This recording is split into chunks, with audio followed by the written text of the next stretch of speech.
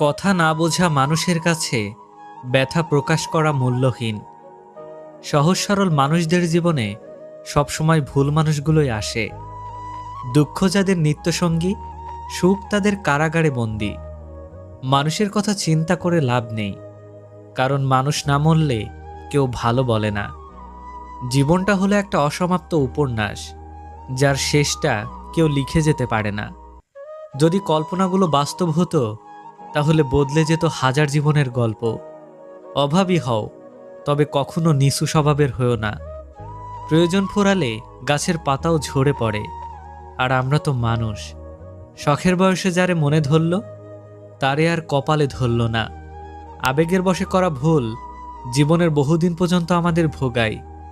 শূন্য স্থান আজীবন শূন্যই থাক, তবু ভুল মানুষের দ্বারা পূর্ণতা না পাক।